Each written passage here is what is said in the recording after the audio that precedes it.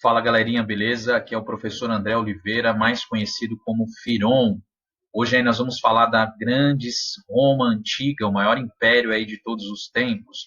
Não esquece de curtir a gente aí nas redes sociais, no Instagram, Gentes Cristãos, fica com o arroba do Instagram Gentes Cristãos, dá uma curtida e nos acompanhe lá, nos dá uma força. E no nosso canal do YouTube, Agentes Escolares, não deixe de curtir lá nossos vídeos. Neste módulo aí, vamos abordar alguns temas interessantes da era antiga e medieval. Hoje nós começamos com a antiga Roma, o grande Império Romano.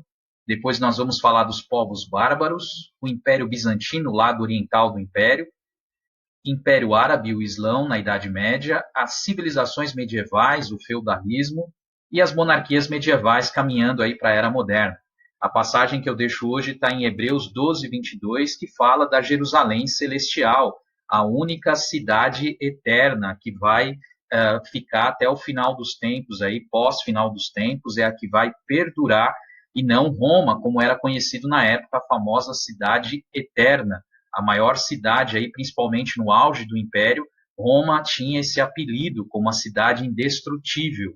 Aí eu lhe pergunto, cadê o Império Romano? Além das ruínas e os museus que sobraram na Itália, ou na própria cidade de Roma.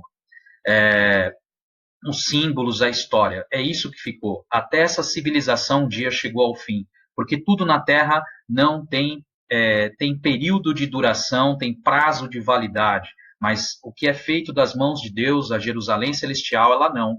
Ela vai durar eternamente, é para lá que nós vamos, em nome de Jesus. E aí vamos falar um pouquinho agora da era da monarquia. E aí não tem como a gente deixar de falar dos mitos fundadores dessa cidade-estado que se tornará um império.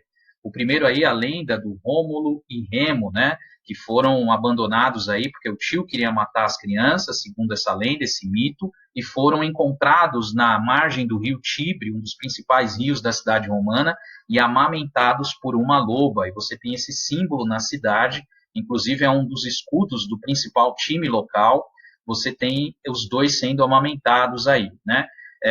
Devido a um atrito entre os irmãos na construção da cidade, segundo a lenda, esses irmãos entram em atrito e um deles acaba matando o outro por brincar durante essa construção da cidade, por atravessar as fronteiras da cidade, os limites construídos por um dos irmãos, né? Segundo a lenda, a Roma seria uma cidade que ninguém conseguiria alcançá-la, e de fato, historicamente, isso nunca aconteceu. O mais próximo que houve foi quando os cartagineses se aproximaram da cidade, depois com as invasões bárbaras aí, né? E tem também a explicação histórica da origem da cidade, com povos indo-europeus, gregos, etruscos e italiotas que ocuparam essa região, formando uma cidade agrícola no primeiro momento e pastoril até virar o grande e famoso Império Romano na história.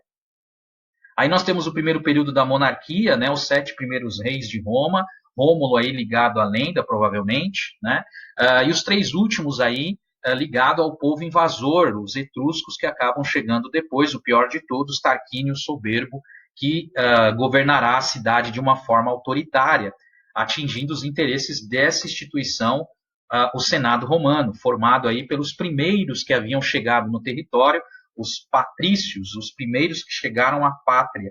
E esses homens ligados à elite local vão reagir a esse autoritarismo e tomarão o poder, dando origem aí ao período da República Romana, em que esse Senado passa a governar. A ideia de república aqui é completamente diferente da ideia de república que nós conhecemos. Essa república, aí, conforme a nossa escada social, ela tem uma preponderância aos senadores, aqueles que vão controlar o regime após o domínio aí pós-monarquia.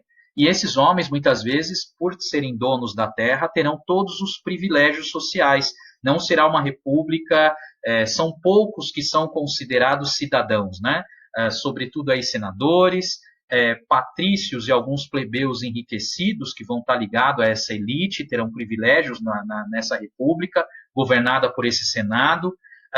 Clientes ligados à plebe no primeiro momento, que serão aqueles que farão favores para esse Senado, vão orbitar em torno desses senadores, em torno desses patrícios, recebendo favores e dando favores, né? E não é considerado cidadão, a maioria plebeia, cidadãos libertos, né? E escravos. Escravos aqui se entende na era antiga, prisioneiros por dívida, aqueles que tinham alguma dívida com esses patrícios ou clientes, né?